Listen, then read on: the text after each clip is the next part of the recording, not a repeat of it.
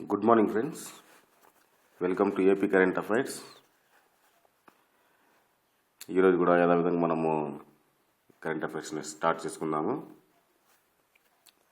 ఈ క్లాసు ఉంటే ఇంకొక క్లాసు, ఈ రెండు క్లాసుల్లో మనకు ఏపీకి సంబంధించిన మొత్తం కరెంట్ అఫైర్స్ అని అయిపోతాయి. దాని తర్వాత మనము క్రీడారంగం కానీ, సాంకేతిక రంగం కానీ, రాజకీయం కానీ, ఎకానమీ కానీ, ఇవన్నీ మనకు కరెంట్ అఫైర్స్లో భాగంగా ఉన్నాయి. వాటిలో ఏదో ఒకటి మనం చూసి స్టార్ట్ చేసుకుందాము. దాని తర్వాత కరెంట్ అఫైర్స్ అన్నీ మనం అన్నీ ఒక బంచ్గా ఒక లెవెల్లో మనం దీన్ని తీసుకుని వచ్చి సపరేట్గా ఈ కరెంట్ అఫైర్స్ అన్నీ ఒక చోట నేర్చుకున్నట్టయితే మనకు ఆ సబ్జెక్ట్ కంప్లీట్ అయిపోవడానికి అవకాశం ఉంది. కాబట్టి ముందు నేను కరెంట్ అఫైర్స్ మాత్రమే ఫోకస్ చేసి ఇవన్నీ చెప్పడానికి ప్రయత్నిస్తున్నాను. సరే, ఈరోజు మనం స్టార్ట్ చేసుకుందాం.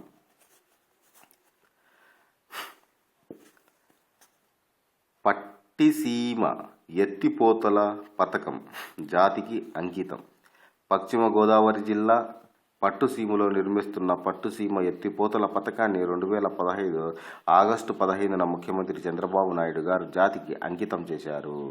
ప్రారంభ సూచిక పైలాన్ను ఆవిష్కరించారు. ఈ సందర్భంగా ఆయన మాట్లాడుతూ, సముద్రంలోనికి వృధాగా పోతున్న గోదావరి జలాలను అడ్డుకొని రాష్ట్రంలో ప్రజలందరికీ తాగునీటిని అందించాలనే లక్ష్యంతో పట్టుసీమ ఎత్తిపోతల పథకాన్ని చేపట్టాం. పోలవరం కుడి కాలువకు 2250 కోట్లు ఖర్చు పెట్టాల్సి ఉండగా ఇప్పటికే 1800 కోట్లు ఖర్చు పెట్టాం. దీంట్లో 1100 కోట్లు ఈ ఎత్తిపోతల పథకానికి చేపట్టాం. 2015 సెప్టెంబర్ మొదటి వారంలో పట్టుసీమ ద్వారా గోదావరి నీరు కృష్ణాకు వెళుతుంది. దీంతో కృష్ణా గోదావరి వరదలు అనుసంధానం జరుగుతుంది. ఈ నీటిని ప్రకాశం బ్యారేజీ ద్వారా కృష్ణా, గుంటూరు జిల్లాలకు ఆయకట్టుకు వెళుతుందని, ఈ మేరకు శ్రీశైలం ప్రాజెక్టు వద్ద మిగిలిన జలాలను సీమలో తాగునీటి కోసం మళ్లిస్తాము. పోలవరం ప్రాజెక్టుకు 2018 నాటికి పూర్తి చేస్తామని తెలిపారు. దాని తర్వాత 3 పథకాలకు శ్రీకారం చుట్టిన చంద్రబాబు నాయుడు. ముఖ్యమంత్రి చంద్రబాబు నాయుడు గారు 2015 ఆగస్టు 15న 3 కొత్త పథకాలు శ్రీకారం చుట్టారు. విశాఖపట్నంలో జరిగిన ఓ కార్యక్రమంలో ప్రభుత్వం కొత్తగా ప్రకటించిన మాతా శిశు ట్రాకింగ్ సిస్టంతో పాటు గోరుముద్దల ఈ ఆరోగ్య పథకాన్ని చంద్రబాబు ప్రారంభించారు. గిరిజన ప్రాంతాల్లోని 133,733 మంది పిల్లలు గిరి గోరుముద్దల పథకం వర్తిస్తుందని ముఖ్యమంత్రి ప్రకటించారు. ఆన్లైన్లోనే రోగిని సంబంధించిన పూర్తి స్థాయి సమాచారము కేస్ షీట్ను నిర్వహిస్తూ వారి ఆరోగ్య పరీక్షకు చర్యలు చేపట్టేందుకు ఈ ఆరోగ్యం పథకం దోహదం చేస్తుందన్నారు. ఈ పథకాన్ని విశాఖ జిల్లాలో ప్రయోగాత్మకంగా అమలు పరచనున్నారు. దాని తర్వాత రాష్ట్ర ఎన్నిక సంఘం కమిషనర్గా రమేష్ కుమార్. ఆంధ్రప్రదేశ్ రాష్ట్ర ఎన్నికల సంఘం కమిషనర్గా డాక్టర్ నిమ్మగడ్డ రమేష్ కుమార్ నియమితులయ్యారు. ఇదే సమయంలో రాష్ట్ర ఎన్నిక సంఘానికి కూడా ఏర్పాటు చేస్తూ ప్రభుత్వం ఉత్తర్వులు జారీ చేసింది. ప్రస్తుతం గవర్నర్ ప్రత్యేక ప్రధాన కార్యదర్శిగా పనిచేస్తున్న నిమ్మగడ్డ రమేష్ కుమార్ రాష్ట్ర ఎన్నికల సంఘం కమిషనర్గా నియమిస్తూ జీవో జారీ అయింది. పదవీ బాధ్యతలు స్వీకరించిన తేదీ నుంచి 5 ఏళ్ల పాటు నిమ్మగడ్డ ఈ పదవిలో కొనసాగుతారు. దాని తర్వాత సరసంకు 40 ఏళ్ళు. రచనలకు కమిట్మెంట్ కన్నా స్పందన ముఖ్యమని, ఏ విషయం పైన ఆయన హృదయం స్పందించినప్పుడు ఆ స్పందన కాగితాలపై పెట్టడమే రచయితల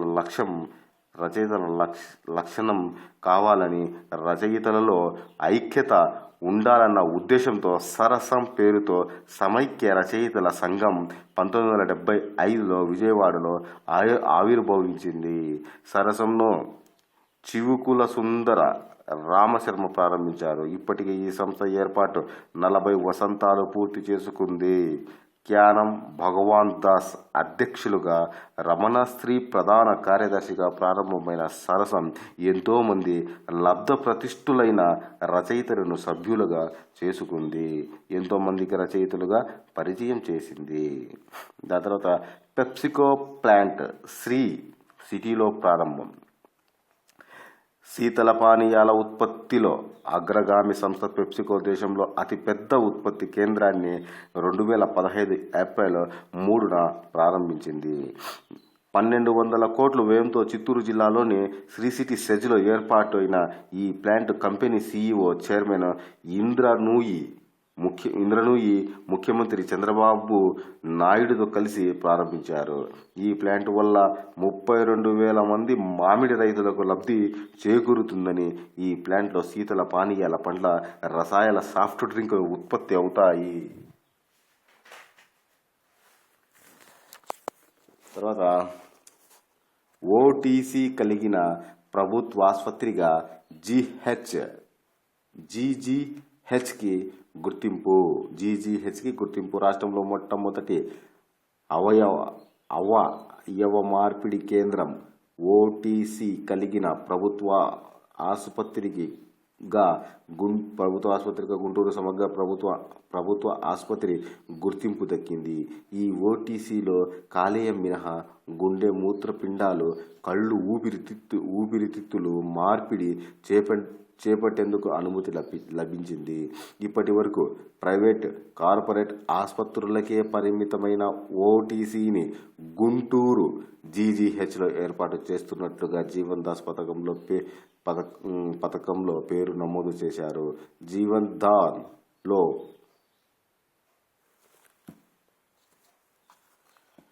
రాష్ట్ర వ్యాప్తంగా 16 ప్రైవేటు ఆసుపత్రుల రిజిస్టర్ కాగా, ప్రభుత్వ ఆసుపత్రుల్లో ఒక్క గుంటూరు జీజీహెచ్ మాత్రమే సమన్వయింది.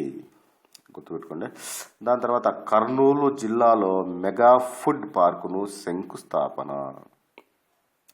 ఆంధ్రప్రదేశ్ ముఖ్యమంత్రి చంద్రబాబు నాయుడు 2015 ఆగస్టు 17న కర్నూలులో 2 భారీ ప్రాజెక్టులను శంకుస్థాపన చేశారు. జూపాడు బంగ్లా మండలం తంగడం చెలో Kurnool ultra mega food processing ప్రాజెక్టుకు, ఓర్వకల్లు మండలంలోని పుడిచెర్లలో పరిశ్రమల హబ్కు చంద్రబాబు శంకుస్థాపన చేశారు. రాజమండ్రి జైలులో భూగర్భ ఉరి కంబం. రాజమండ్రి కేంద్ర కారాగారంలో దేశంలోని తొలి అండర్ గ్రౌండ్ గ్యాలోస్ నిర్మించారు. మరణ శిక్షణ పడిన ఖైదీలను ఉరితీసే ప్రాంతాన్ని సాంకేతికంగా గ్యాలోస్ అని పిలుస్తారు. Rajahmundry central jail administrative block కింద ఈ గ్యాలోస్ ఏర్పాటైంది. నెక్స్ట్, ఏపీలో వైఫై సదుపాయం.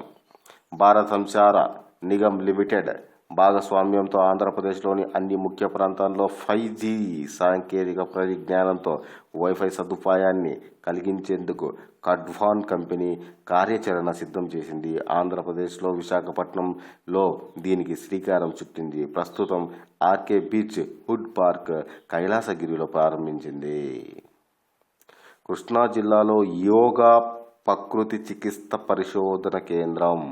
కృష్ణా జిల్లాలో కేంద్ర యోగా ప్రకృతి చికిత్స పరిశోధనల సంస్థను ఏర్పాటు చేయనున్నారు. ఈ సంస్థ ఏర్పాట్లకు కేంద్ర ప్రభుత్వం సూత్రప్రాయ ఆమోదం తెలిపింది. యోగా ప్రకృతి చికిత్సల కోసం 100 పడకల ఈ సంస్థను కేంద్ర యోగా ప్రకృతి చికిత్స పరిశోధన మండలి కింద ఏర్పాటు చేస్తారు.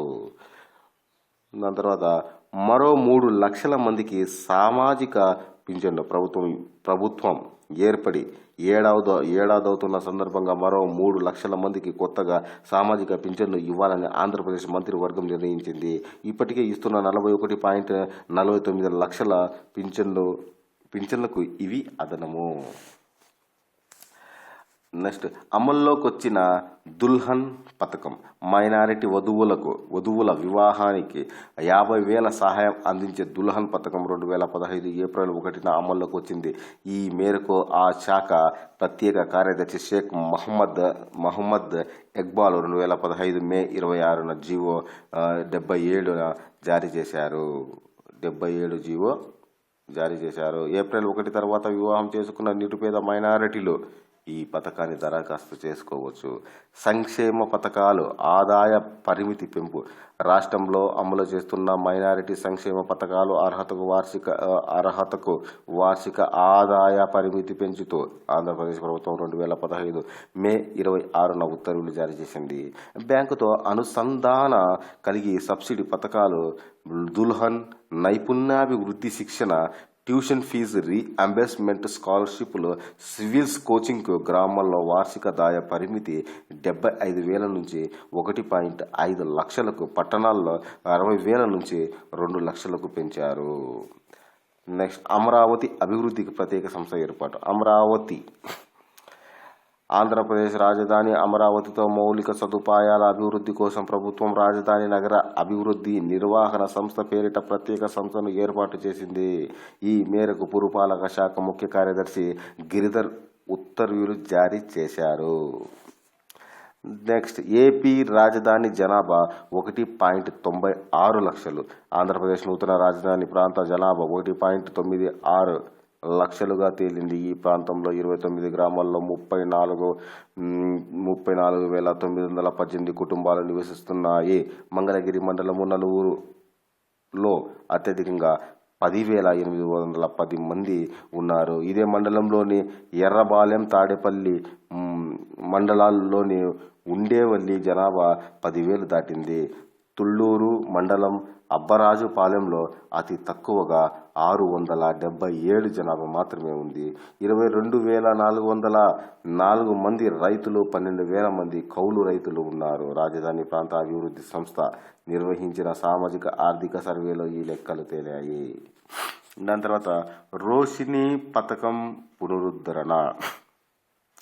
మైనారిటీల సంక్షేమం కోసం రోషిని పథకాన్ని ఆంధ్రప్రదేశ్ ప్రభుత్వం పునరుద్ధరించింది. ప్రస్తుతం ఆర్థిక సంవత్సరంలో దుకాన్, మకాన్, తత్కాల్ ఆదరణ పథకాలు అమలుకు మార్గదర్శకాలు జారీ చేసింది.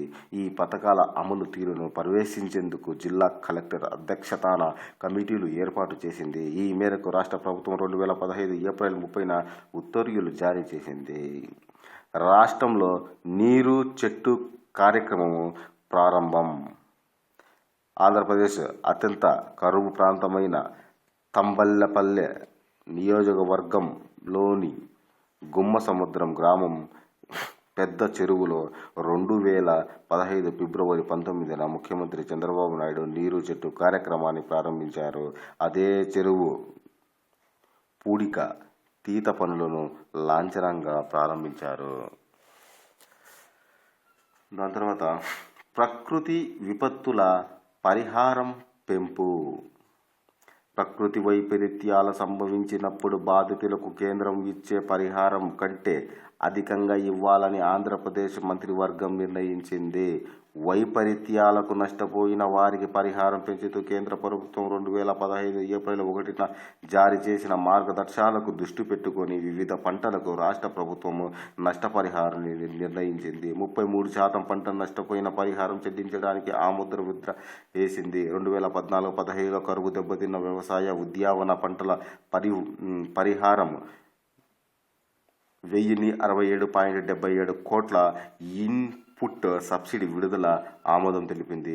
ప్రకృతి వైపరీత్యం కారణంగా మరణించిన వారికి రాష్ట్ర ప్రభుత్వం 5 లక్షలు, కేంద్రం 4 లక్షలు చెల్లిస్తుంది. దీంట్లో ₹1,00,000 మొత్తం 5 లక్షలు. వరి పంటకు రాష్ట్ర ప్రభుత్వం 15,000 చెల్లిస్తుంది. ఏపీలో మైనారిటీల సంక్షేమానికి పథకాలు. ఆంధ్రప్రదేశ్లోని ముస్లింల సంక్షేమం అభివృద్ధికి రాష్ట్ర ప్రభుత్వం పలు పథకాలను పునఃప్రారంభించింది. ఉపాధి కల్పనకు, రాయితీలో రుణాలకు అందజేసేందుకు నిర్ణయించింది. గతంలో తెదేపా హయాంలో ఉన్న రోషనీ దుకాన్ మకాన్ వంటి పథకాలను పునరుద్ధరించారు. ప్రధానంగా ముస్లిం మహిళలకు వారి వివాహ సమయంలో గతంలో 25,000 విలువ గల సామాగ్రి ఇచ్చేవారు. ఇప్పుడు దానికి బదులుగా పెళ్లి సమయంలో ఆ మహిళ పేరిట బ్యాంకులో 50,000 జమ చేసే దుల్హన్ పేరుతో పథకం ప్రవేశపెట్టారు. ముస్లింలకు పేదలకు ఇల్లు నిర్మించుకునేందుకు, దాంతోపాటు బతుకు తెరువు కోసం ఒక దుకాణాన్ని నిర్మించుకునేందుకు దుకాన్ మకాన్ పథకంలో సహాయం అందిస్తారు. దీనికి గ్రామీణ ప్రాంతాల్లో 70,000, పట్టణ ప్రాంతాల్లో 80,000 ఇస్తారు. రోషిని పథకాల కింద తత్కాల్ చిన్న రుణాల ఆధారణ అన్ని 3 పథకాల కింద లబ్ధిదారులకు ఆర్థిక సహాయం అందజేస్తారు. తత్కాల్ పథకాన్ని వితంతువులు, అట్రాసిటీ బాధితులు, వికలాంగులు, అనాథలు, భర్త వదిలేసిన వివాహి వంటి వారి కోసం అమలు చేస్తున్నారు. తత్కాల్ ఒక్కో లబ్ధిదారునికి గరిష్టంగా 20,000 ఇస్తారు. చిన్న రుణాల పథకంలో గరిష్టంగా 20,000 ఇస్తారు. ఆదరణలో 10,000 నుంచి 20,000 వరకు ఇస్తారు. చేతి వృత్తుల వారికి టైలరింగ్, స్వర్ణ భరణాలు తయారు వంటి పనులకు ఈ రుణాలు ఇస్తారు. దాని తర్వాత మంగళగిరిలో NID, ఆంధ్రప్రదేశ్లోని గుంటూరు జిల్లా మంగళగిరిలో ప్రతిష్టాత్మకంగా నేషనల్ ఇన్స్టిట్యూట్ ఆఫ్ డిజైన్ 4వ క్యాంపస్ను ఏర్పాటు చేయాలని కేంద్ర వాణిజ్య మరియు టెక్స్టైల్స్ మంత్రిత్వ శాఖ నిర్ణయించింది. ఇది భారతదేశంలో అత్యున్నత డిజైన్ ఇన్స్టిట్యూట్. ఇక్కడి NID స్థానిక హ్యాండ్లూమ్ పరిశ్రమ అవసరాలకు తీర్చడమే గాక గుంటూరు, విజయవాడ నగరాలలో ఫ్యాషన్ డిజైనింగ్ ప్రోత్సాహాన్ని అందిస్తుంది. NID అనే రకాల డిప్లొమా, డిగ్రీ, పోస్ట్ గ్రాడ్యుయేట్ కోర్సులను నిర్వహిస్తుంది. విద్యార్థులను దేశవ్యాప్తంగా నిర్వహించే ప్రవేశ పరీక్ష ద్వారా చేర్చుకుంటుంది. ప్రస్తుతం అహ్మదాబాద్, గాంధీనగర్, బెంగుళూరులో NIDలు పనిచేస్తున్నాయి. నెక్స్ట్, శోధన పథకాన్ని ప్రారంభించిన బాబు. సంఘటనా స్థలం లేదా ఫిర్యాదుదారులు ఇంటి వద్దే FIRను అందజేసే వినూత్న పథకానికి Vijayawada police commissioner AB Venkateswara Rao చేపట్టారు. పోలీసు అమరవీరుల దినోత్సవం సందర్భంగా ముఖ్యమంత్రి చంద్రబాబు నాయుడు, DGP JV రాముడు ఈ శోధన పథకాన్ని ప్రారంభించారు. తొలి FIRను 2014 అక్టోబరు 25న ఒక కేసులో అందజేశారు. దేశంలో ఇలాంటి పథకం అమలు చేయడమే ఇది ప్రథమం. రాష్ట్ర స్థాయిలో లా కమిషన్, జాతీయ స్థాయిలో మాదిరిగా రాష్ట్ర స్థాయిలో కూడా లా కమిషన్ ఏర్పాటు చేస్తూ ఆంధ్రప్రదేశ్ ప్రభుత్వం 2015 ఏప్రిల్ 25న ఉత్తర్వులు జారీ చేసింది. ఈ కమిషన్కు హైకోర్టు విశ్రాంత ప్రధాన న్యాయమూర్తి లేదా న్యాయమూర్తి చైర్మన్గా వ్యవహరిస్తారు. ఎక్స్ అఫీషియో సభ్యులుగా అడ్వకేట్ జనరల్, న్యాయశాఖ కార్యదర్శి ఉంటారు. వీరు కాక మెంబర్ పార్ట్ టైమ్గా విశ్రాంతి జిల్లా జడ్జి ఉంటారు. నెక్స్ట్, నెల్లూరులో జాతీయ కామధేను పెంపక కేంద్రం. దేశవాళీ పశుజాతులను సమగ్రంగా శాస్త్రీయ పద్ధతుల్లో పరిరక్షించి అభివృద్ధి చేసేందుకు నెల్లూరు జిల్లా ఉదయగిరి మండలం చింతలదేవి గ్రామంలో జాతీయ కామధేను పెంపక కేంద్రాన్ని ఏర్పాటు చేయాలని కేంద్ర ప్రభుత్వం నిర్ణయించింది. చింతలదేవిలో ఈ కేంద్రం ఏర్పాటు విషయాన్ని పరిశీలించేందుకు కేంద్రం ఒక కమిటీ ఏర్పాటు చేసింది. జాతీయ కామధేను పెంపక కేంద్రం ఏర్పాటుకు ఆంధ్రప్రదేశ్ ప్రభుత్వం చింతలదేవి 2,000 ఎకరాల భూమిని ఇస్తుంది. కేంద్రం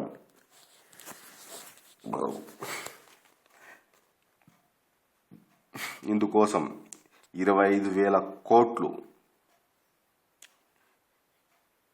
మంజూరు చేసింది. నెక్స్ట్, దాని తర్వాత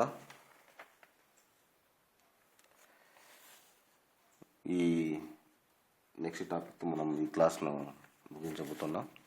దాని తర్వాత ఇంకొక క్లాస్లో మనకు మొత్తం ఏపీ కరెంట్ అఫైర్స్ అన్ని పూర్తి అయిపోతా. ఓకే, లాస్ట్ టాపిక్ ఏంటంటే ఈరోజు లాస్ట్ టాపిక్, రాష్ట్రానికి 98,679 కోట్లతో నాబార్డ్ రుణ ప్రణాళిక.